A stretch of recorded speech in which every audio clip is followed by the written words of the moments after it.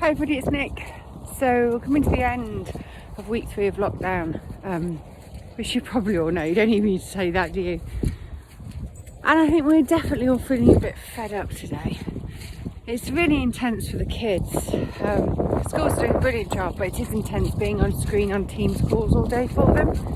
And I think we used a lot of energy in the first couple of weeks, being really good with our routine, really staying on top of things.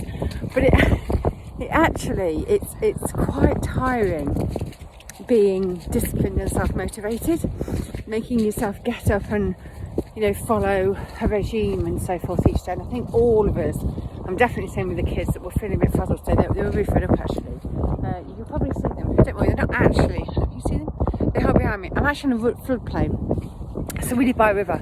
The river's right up, but don't worry, my children are not playing in the river.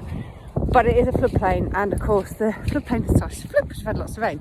So they're actually having a really, really lovely time just playing in the flooded part of the field while the dog's running around.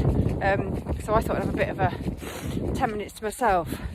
And I guess, what is the point of this?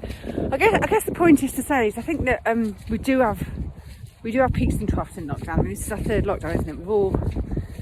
I guess we're all getting used to it and finding our own way through. And I think we're definitely starting to feel a bit fatigued.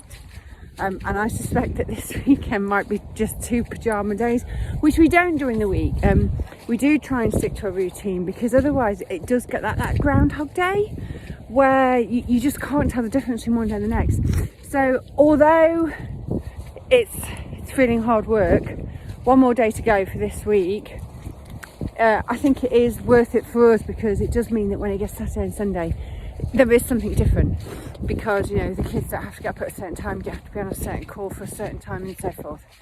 But yeah, and I think all I'm just doing each day is just setting myself really, really small steps. I'll tell you anything I've noticed though, and from somebody else that's driving me mad, is like there's just so much that needs doing in the house. So much. I mean, I'm not just talking about housework, but everywhere I look, someone needs decorating, some curtains need altering, something needs cleaning. It's just, and it's because we're in it all the time. It's because we're in the house all the time. And I'm just looking around and I'm like, oh my God. And of course I don't have the lushness of spring where all the garden and everything's grown, which kind of hides a lot of the imperfections in the cottage. Honest to God, it's just so knackered. And yeah, there's shitloads that needs doing.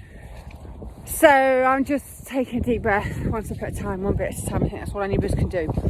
And just keep putting one foot in front of the other. They say, doesn't matter how small that foot is, just put one foot in front of the other and just keep going.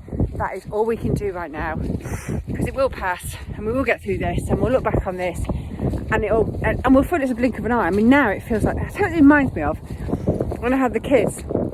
And oh God, particularly Lily, 2 or 3 times every night she would get me up until she was about 2. And people at the time say to her, oh, it'll pass, don't worry about it. And I remember at the time thinking, fucking hell, this is never going to pass. But now I look back, I almost can't, well, that's not true, I can remember it, but it doesn't seem like it's that enormous in the totality. So I think that that will happen. Well, one hopes. So yeah, all I can do is say one foot in front of the other. I guess I should check on the kids really, but it's so nice having this time to myself. Okay, hope you're all well. Take care.